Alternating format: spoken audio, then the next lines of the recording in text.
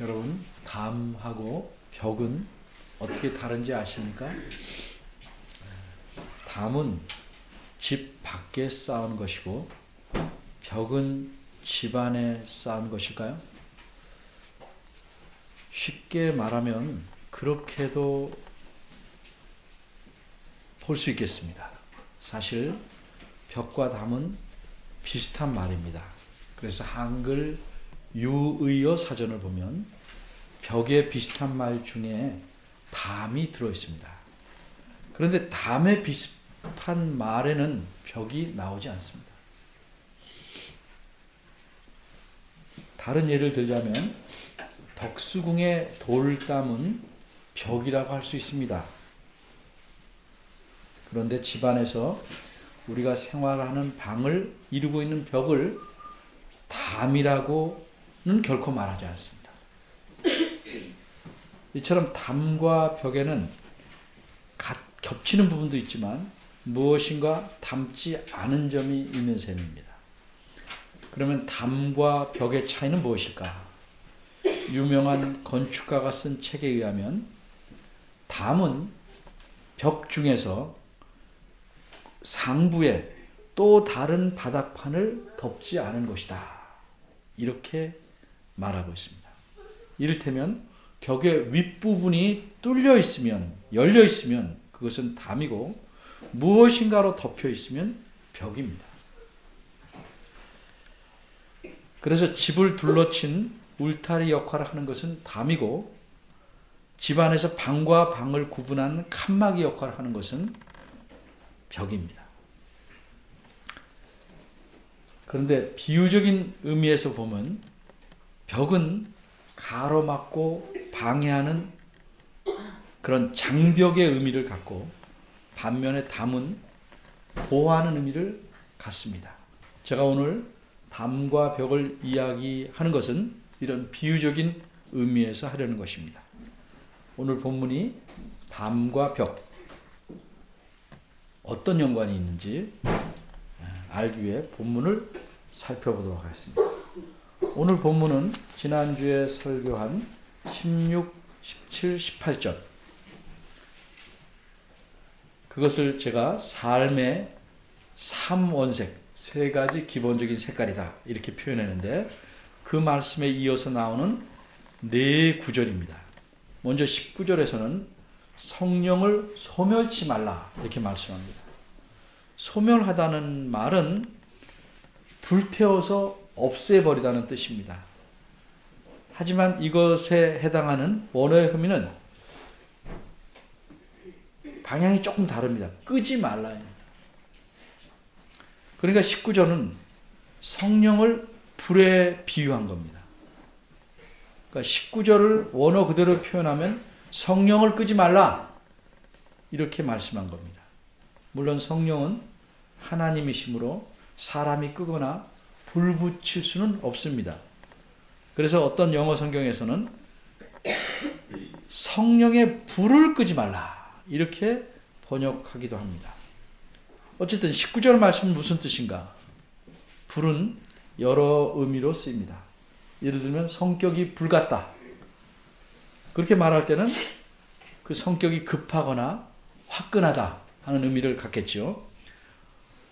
또 불을 끄다 할 때는 급한 일을 처리한다는 뜻이고 불을 토하다 하면 열기나 기세가 세차다는 뜻입니다.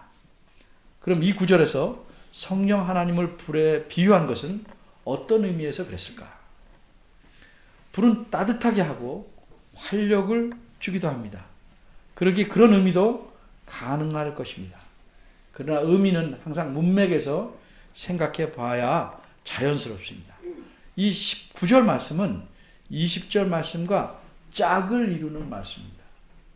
그래서 어떤 설명한 책에서는 쌍둥이 말씀이다 이렇게까지 표현합니다. 따라서 불이라는 것은 여기서 어두운 곳에서 빛을 주는, 즉 길을 인도하는 불을 의미한다고 보는 것이 자연스럽습니다. 성경에서는 종종 이 세상을 어둠에 비유합니다. 사탄이 이 세상에서 왕노릇하고 자기 뜻대로 휘두르고 사람들을 어둠 속에 그냥 있도록 하기 때문입니다. 사탄이 사람들을 유혹하여 하나님을 떠나 살도록 어둠 속에 가둬놓고 있기 때문입니다. 그래서 이 어둠의 세상에서 사람들이 하나님의 원하시는 바른 길로 가려면 그 앞을 비춰주는 횃불이 필요합니다. 이런 횃불의 역할이 성령님께서 하시는 역할입니다. 그런데 만일 이 횃불을 끄면 사람은 어둠 속에 있어야 합니다. 그런데 이런 성령의 불을 끈다면 그 사람은 어둠 속에서 바른 길을 찾아 나갈 수가 없습니다. 그러기에 성령을 끄지 말라고 말씀한 것입니다. 20절로 넘어가기 전에 두 가지를 좀 생각해 봐야겠습니다. 첫째는 성령 하나님께서는 어떻게 우리 길을 인도하는 횃불의 역할을 하시는 것일까? 그것은 한마디로 하나님 말씀을 알려주셔서 그것을 따라오게 하시는 겁니다. 내 안에 어떤 느낌을 주고 뭘 보여주어서 가게 하는 게 아니고 하나님 말씀을 알려주셔서 그것을 따라오게 하십니다. 그럼 둘째로 사람이 어떻게 성령을 끌 수 있는가? 그것은 20절에서 예언을 멸시치 말라 하는 말씀에서 그 답을 찾을 수 있습니다. 사람이 성령 하나님을 좌지우지할 수는 없습니다. 그렇지만 성령 하나님의 인도를 따르지 않을 수는 있습니다. 성령님은 우리에게 자신의 인도를 따르도록 강제적인 힘을 사용하지 않기 때문입니다. 성령 하나님의 인도를 따른다는 것은 순종으로 가능한 것입니다. 그러므로 우리가 하나님 말씀에 순종하지 않으면 그것은 곧 성령을 끄는, 그분의 인도하심을 거부하는 결과에 이릅니다. 이제 20절 예언을 멸시치 말라는 말씀을 조금 더 자세히 생각해 봅니다. 여기서 예언이란 말은 그저 앞일을 미리 말씀해 주는 내용이라는 뜻이 아닙니다. 여기서 예언이란 하나님께서 자신의 뜻을 알려주기 위해 사람을 통해 전하시는 말씀을 의미합니다. 그래서 그 하나님의 말씀의 내용에는 미래에 대한 것도 있을 수 있지만 현재나 과거에 대한 것일 수도 있습니다. 그 당시 고린도 교회에서는 눈에 띄는 은사인 방언을 매우 중요한 것으로 여기는 문제를 갖고 있었습니다. 반면에 이 편지를 받는 데살로니가 교회에서는 예언을 무시하는 문제점이 좀 심했던 것 같습니다. 그러기에 이런 권면의 말씀을 주는 것입니다. 어쨌든 하나님께서 사람을 통해 자신의 뜻을 분명히 알리시려고 예언을 주셨는데 이렇게 예언으로 드러난 하나님의 분명한 뜻을 멸시하면 그는 하나님께서 원하지 않는 길로 갈 수밖에 없습니다. 멸시한다는 것은 무시하고 거부한다는 뜻입니다. 그럼 예언이란 무엇인가? 좀 더 생각해 봅니다. 이 당시에는 아직 우리가 갖고 있는 것처럼 이 신약 성경이 다 완성되지 않았습니다. 그래서 신약 시대는 하나님께서 사도들을 세우셔서 성경을 기록해 하셨고 또 구약 시대처럼 선지자들도 세우셔서 자신의 뜻을 알리셨습니다. 그리고 사도들과 선지자들이 이 알려준 혹은 기록한 말씀들이 신약 성경을 이루는 것이고 이것이 이미 있던 구약과 더불어 신구약 성경으로 완성되었습니다. 그래서 여기서 예언이란 하나님께서 자신의 뜻을 알리신 계시를 가리키는 것이고 우리의 관점에서 보면 하나님 말씀인 성경을 의미하는 것입니다. 따라서 예언을 멸시한다는 것은 우리 입장에서 말하면 하나님의 말씀이 가르치고 의미하는 바를 알면서도 거부하고 따르지 않는 것을 의미합니다. 이렇게 하는 것은 스스로 어둠 속에서 살아가고 하나님과는 관계없이 살겠다고 선언하는 것입니다. 그래서 예언, 즉 하나님 말씀을 멸시하는 것은 곧 성령의 불을 끄는 겁니다.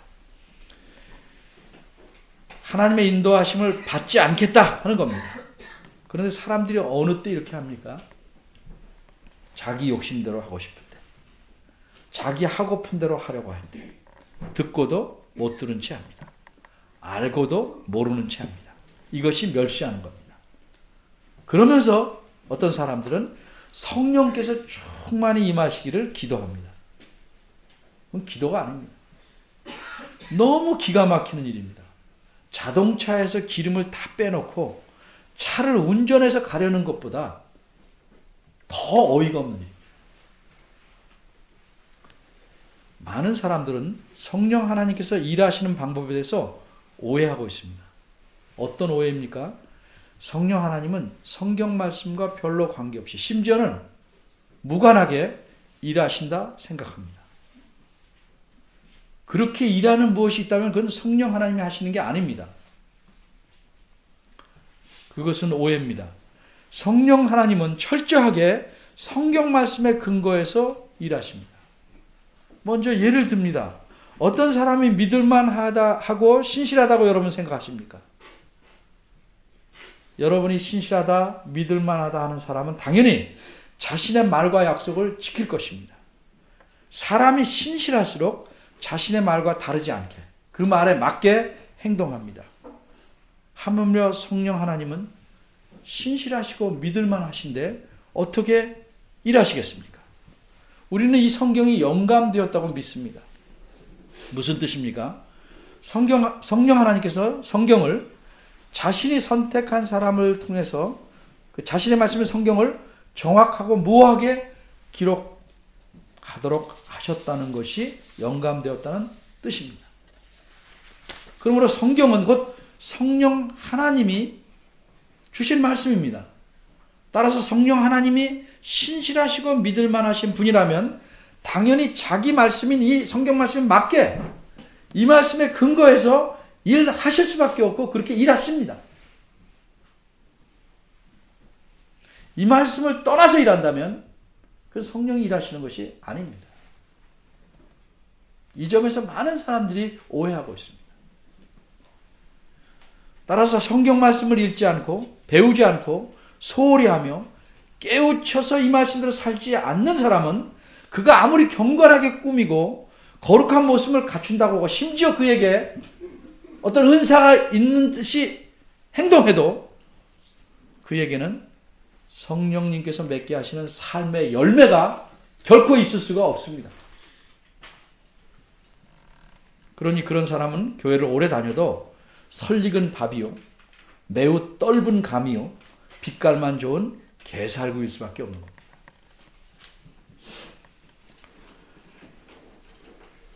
많은 교회들이 성경에 대해서 그저 설교 한 번으로 다 때우려고 합니다. 그러니 성령의 인도하심을 받으면서 살 수가 없지요. 그러니까 이상한 것만 바라게 되는 겁니다. 부모 말을 들으면 자다가도 떡이 생긴다는 속담이 있습니다. 또 요거 말을 바꿔서 어른 말을 들으면 자다가도 떡이 생긴다는 속담도 있습니다. 무슨 뜻입니까? 부모 말을 잘 듣고 순종하면 좋은 일이 생긴다. 또는 어른 말을 잘 들으면 실수가 없을 뿐더러 여러 가지로 이익이 된다는 의미라고 속담 사전에 써 있습니다. 근데 왜 이런 속담이 생겼습니까? 왜 생겼다고 생각하십니까? 자식들이, 아이들이 옛날부터 부모나 어른의 말을 정말 되게 안 듣기 때문에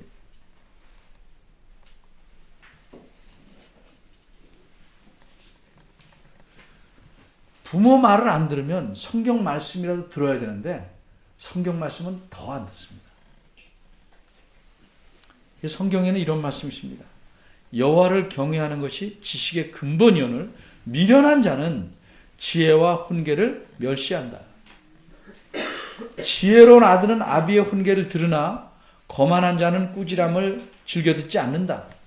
이런 말씀이 잠언에 많이 나옵니다. 한마디로 어리석은 자는 훈계를 무시하고 지혜로운 자는 훈계를 듣는다는 겁니다. 하나님 말씀을 들으면 얼마나 유익하겠습니까? 그런데도 듣지 않습니다. 그래서 큰 손해를 보게 되는 겁니다. 21절입니다. 범사에 즉 모든 일에서 헤아려 좋은 것을 취하라. 이렇게 말씀합니다. 어둠 속에 있는 사람은 무엇이 무엇인지 구별할 수가 없습니다. 어떤 것이 좋은지 모릅니다. 만져보아야만 겨우 좋은지 나쁜지가 아니고 크기나 생김새를 어렴풋하게 알 수 있을 뿐입니다. 내 눈에 좋아 보이는 것이 다 좋은 것 아닙니다. 내 귀에 달콤하게 들리는 것이 다 좋은 것 아닙니다. 특별히 예언이 그렇습니다. 그 당시에는 거짓 선자들이 적지 않았습니다. 자신들이 예언을 받았다고 합니다. 과연 그것이 좋은 것인지 옳은 것인지 조사해 봐야 합니다. 어떻게 조사해 볼 수 있습니까? 이미 주어진 하나님 말씀의 근거에서 비교해 보면 됩니다. 이성적인 사람은 횡설수설하지 않습니다. 앞뒤가 맞지 않게 말을 뒤섞지도 않습니다. 앞에서 한 말을 홀딱 뒤바꾸지도 않습니다. 그러기에 나중에 주어진 예언의 내용이 앞에 주어진 하나님 말씀과 논리가 맞지 않는다면 그 예언은 가짜입니다. 바꿔 말해서 우리가 성경 말씀에 대한 해석을 잘 살펴봐야 합니다. 거짓 선지자에게 넘어가거나 오늘날 이단들에게 넘어가는 이유가 무엇인지 압니까? 올바로 헤아리지 못하기 때문입니다. 참인지 거짓인지 순수한지 아닌지 테스트해보지 않고 자기 귀에 달콤한 대로 눈에 보이는 대로 쫓아가기 때문에 그렇습니다. 여기서 헤아린다는 말은 테스트해본다는 뜻입니다. 비단 예언뿐만 아닙니다. 범사에 모든 일의 뜻인 줄 이미 알지요. 모든 일에서 테스트해봐야 됩니다. 사람도 어떤지 일을 시켜봐야 합니다. 눈가림만 하려고 하는지 남이 보든 안 보든 자기를 성실하게 하려는지 살펴봐야 합니다. 그저 외모로 눈에 보이는 대로 좋다고 생각해서는 안 됩니다. 테스트 해봐야 됩니다. 그리고 좋은 것을 취하라고 말씀합니다. 이 말은 물건 중에서 좋은 것을 고르듯이 골라서 택하라는 의미라기보다는 진정한 것, 참된 것인 줄 알았으면 그것을 꽉 잡으라는 뜻입니다. 골라 가져가라는 정도가 아니고 꽉 잡아라. 참된 것을 꽉 붙잡고 따라하라 하는 의미입니다. 그런데 문제는 좋은 것, 참된 것을 알 수 있는 기준이 무엇인가 하는 점입니다. 예언에 대해서는 방금 말씀드렸습니다. 앞에 주어진 말씀과 어떤 모순이 있는 게 있지 않는가. 오늘날의 성경 해석이 성경 전체에 비춰볼 때 모순되지 않는가 살펴보면 됩니다. 그런데 다른 것들에서는 기준이 무엇일까? 사람들은 자신에게 돈벌이가 되거나 경제적으로 유익이 되느냐를 기준으로 삼기를 좋아합니다. 경제와 돈벌이에 우선적인 가치를 두면 개인이든 사회든지 각박해집니다. 그 심성이 메말라서 결국 인간은 망할 수밖에 없습니다. 살더라도 짐승처럼 삽니다. 오늘날의 사회가 그렇지 않습니까?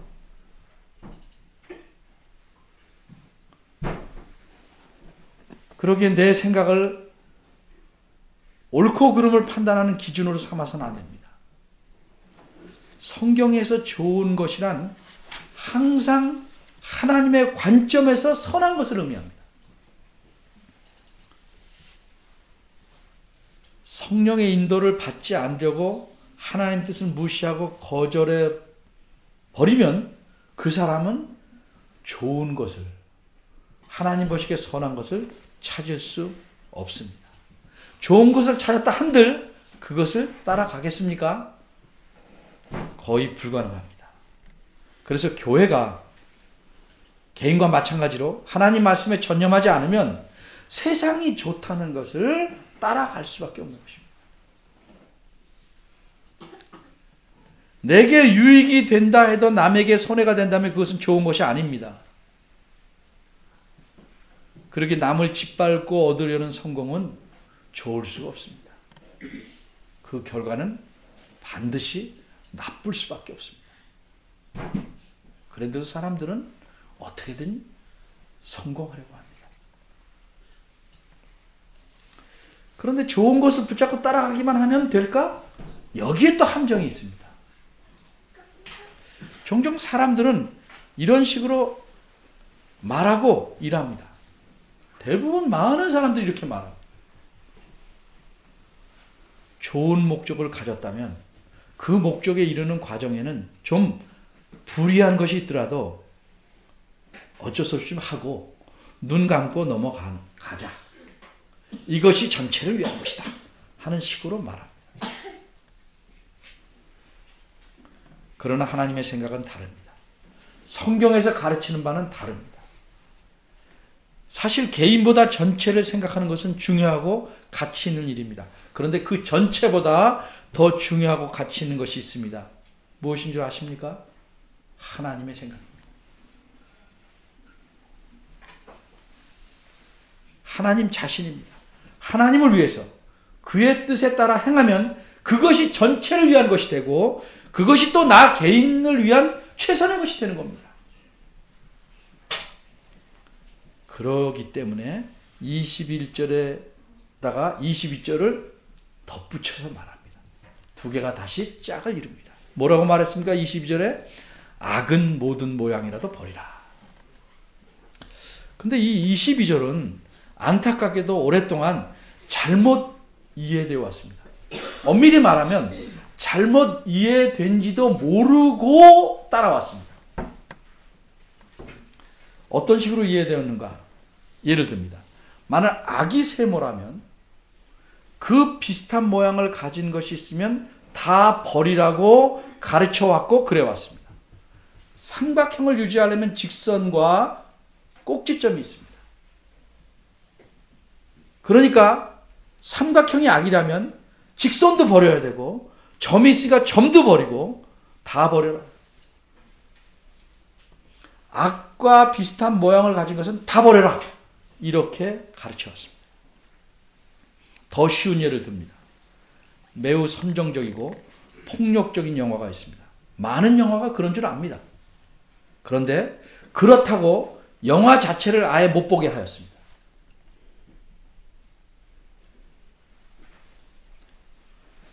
저희가 학생일 때는 영화 보러 가는 것은 죄라고 가르치기도 했습니다. 좋은 것과 나쁜 것을 구별하지 않고 싸잡아서 영화는 다 나쁘다. 이렇게 가르쳤습니다. 그런데 이 세상에 존재하는 모든 것에는 좋은 면과 나쁜 면이 함께 있는 겁니다. 사람도 좋은 사람이 있고 나쁜 사람이 있습니다. 그럼 좋은 사람 안에는 좋은 것만 있냐? 아닙니다. 나쁜 사람 안에는 나쁜 것만 있냐? 아닙니다.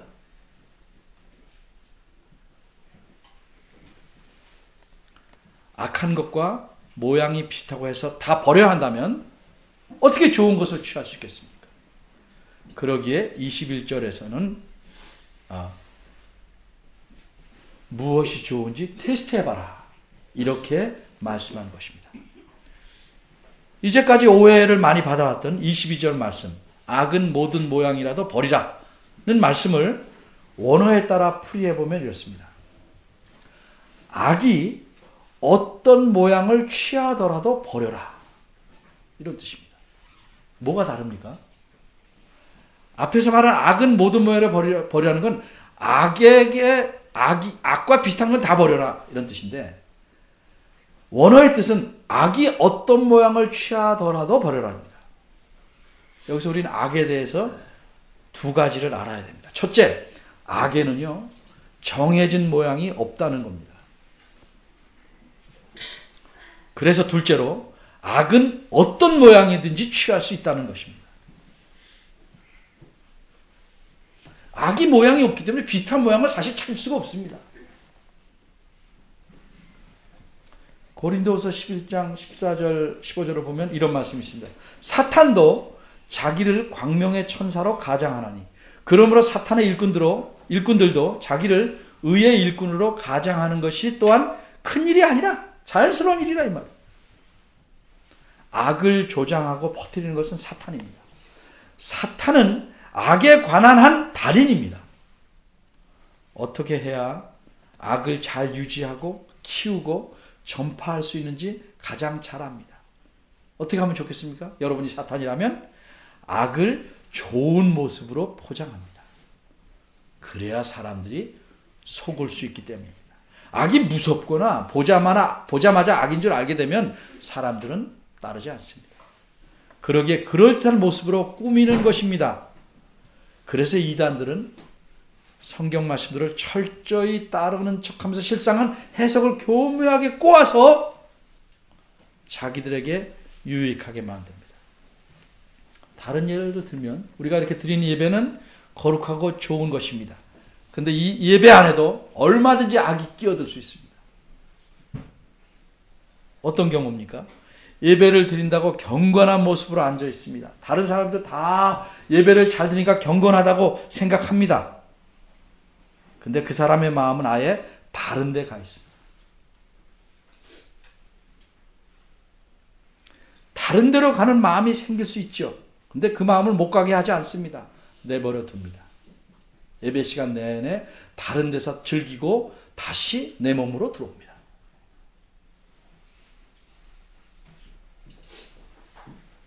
이럴 경우는 악이 예배라는 좋고 거룩한 모습으로 포장된 것입니다. 기도도 그렇습니다. 내가 이렇게 유창하게 기도를 잘한다고 보이려는 마음이 든다면, 그래서 기도한다면 악이 기도에 끼어든 겁니다. 그건 이미 기도가 아닙니다. 마태복음 6장에 잘 나와 있죠. 사람에게 보이려고 하는 기도는 기도가 아닙니다. 어떤 이들은 말하다가 불리하면 기도합시다 이렇게 말합니다.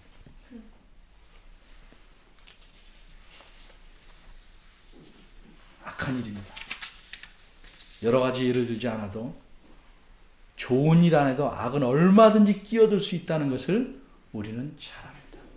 내가 하는 선행도, 내가 주는 선물도 까딱하면 악으로 바뀔 수 있습니다. 그러면 아예 좋은 일을 하지 말 것인가? 그래서 좋고 그런 것을 잘 분별하고 좋은 것을 꽉 붙잡아야 하는 것입니다. 악이 어떤 모양을 취하더라도 버려야 하는 것입니다.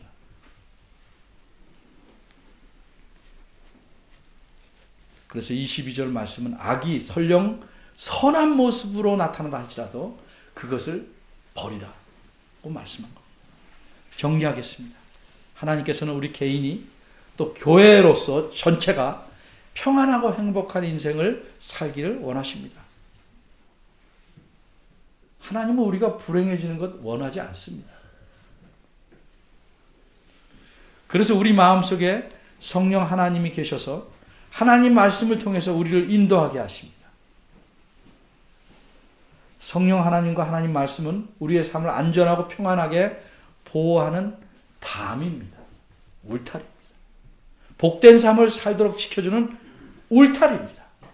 그런데 이런 인도하심을 따르지 않고 하나님 말씀을 무시하고 눈에 보이는 좋은 것들만 자기 욕심대로 골라서 살아간다면 그 사람의 모양은 그렇다고 자기가 원하는 것을 얻을 수 있을지는 모르지만 결국은 악한 삶을 살게 됩니다.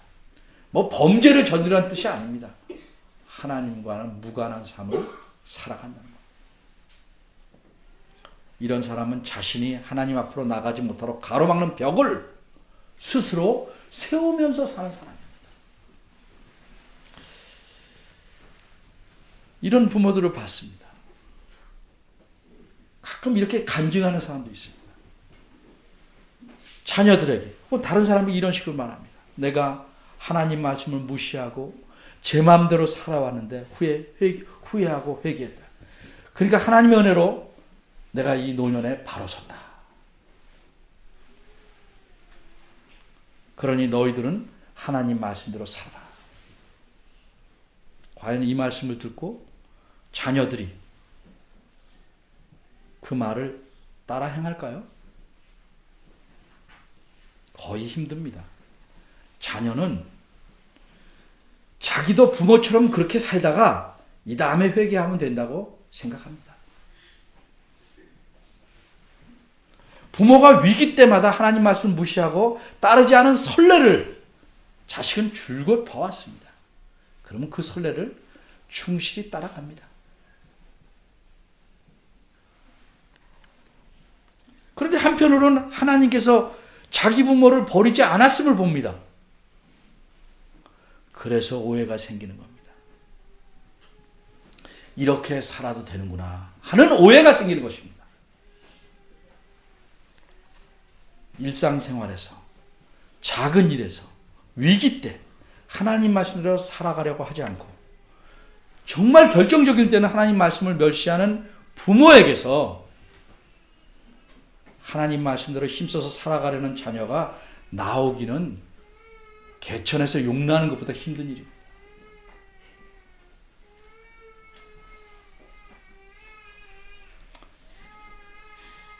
이런 부모 밑에서 자란 사람들은 그저 생각하기를 엉망으로 살다가 마지막에 회개하면 된다고 생각하기가 10중 8구입니다. 근데 이게 엄청난 오해입니다. 왜? 우리에게 그런 삶을 살라고 하나님께서 우리를 자신의 자녀로 만드신 것이 아닙니다. 힘써서 거룩하게 살라고 우리를 하나님 자녀로 부르신 겁니다. 성령님의 인도를 거절하고 하나님 말씀 멸시하고 자신의 뜻대로 살아가는 사람은 하나님 말씀대로 살아갈 때 주어지는 넘치는 은혜를 맛보지 못합니다. 생각조차 못합니다. 그러니까 나중에 회개하면 그것이 잘 산 삶이라고 오해한다 이 말이죠.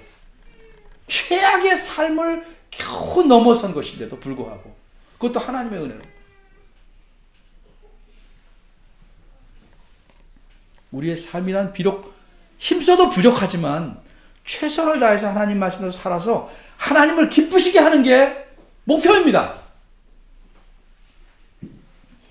모든 일에 하나님의 뜻에 순종하고 사는 것이 우리의 삶이어야 합니다. 후에 회개하고 버림받지 않게 되는 것이 목표가 아닙니다. 살아가는 동안 하나님을 기쁘시게 하고 하나님을 인해서 기뻐하고 하나님을 즐거워하는 것이 우리의 삶입니다. 여러분이 택하셔야 합니다. 하나님의 은혜를 믿는답시고 하나님이 나를 버리시지 않는다고 생각하고 제멋대로 살면서 바른 길을 가로막는 벽을 사방으로 쌓으면서 살아가는지 하나님께서 주실 모든 은혜를 누리며 평안하게 살 수 있는 담을 사방으로 튼튼히 쌓으면서 살아갈는지 스스로 결정해야 됩니다. 많은 사람들이 벽을 쌓으면서 사는데도 그것이 정상적인 삶인 줄 생각합니다. 착각입니다. 오늘 본문에서 말한 4가지 성령님을 끄지 말고 하나님 말씀을 멸시치 말고 범사에 좋은 것을 분별해서 그것을 꽉 붙잡고 악이 어떤 모양을 취하든지 버리는 일을 힘쓰면 우리 인생에 복되고 안전한 담을 쌓아가는 겁니다. 그런데 그렇게 행하지 않으면 우리 나아갈 길에 스스로 높고 힘든 장벽을 세우는 겁니다. 하나님 말씀 무시하면 그것이 곧 성령의 인도를 저버리는 것이기에 자신에게 진정으로 좋은 것을 찾을 수가 없습니다. 그래서 그 사람은 늘 내 눈에 좋은 것만 추구하다가 결국은 하나님이 기뻐하지 않는 삶, 그것이 악한 삶입니다. 그런 삶을 살게 됩니다. 하나님께서 우리를 은혜를 택하셨고 그러하기에 하나님께서 그런 사람도 버리시지 않는다고 할지라도 자신의 인생의 갈 길에 스스로 장벽을 쌓으며 사는 사람은 정말 험난하고 무의미한 삶을 사는 것입니다. 여러분은 어떤 삶을 사시기를 원하십니까? 올해에는 지난해보다 더욱 현명한 선택을 하시기를 바랍니다. 기도하겠습니다. 하나님, 하나님의 은혜로 우리가 하나님의 자녀 되었습니다.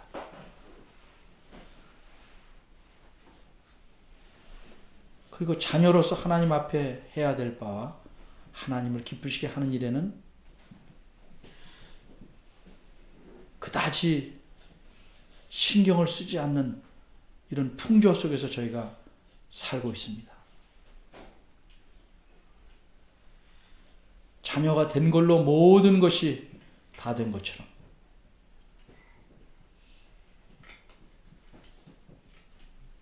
살려고 하지 않는지 저희 마음을 돌아보게 하시고, 하나님 나에게 순간순간 하루하루 바라고 원하시고 기뻐하시는 것이 무엇인지를 잘 헤아려 보게 하시고, 그것을 붙잡고 쫓아가는, 따라가는 저희들 되게 이끌어 주옵소서. 주의 말씀에 더욱 창념케 하시고 주의 말씀을 통해서 저희를 인도하시는 성령님의 세미한 인도를 잘 따라가는 저희가 되게 하시옵소서.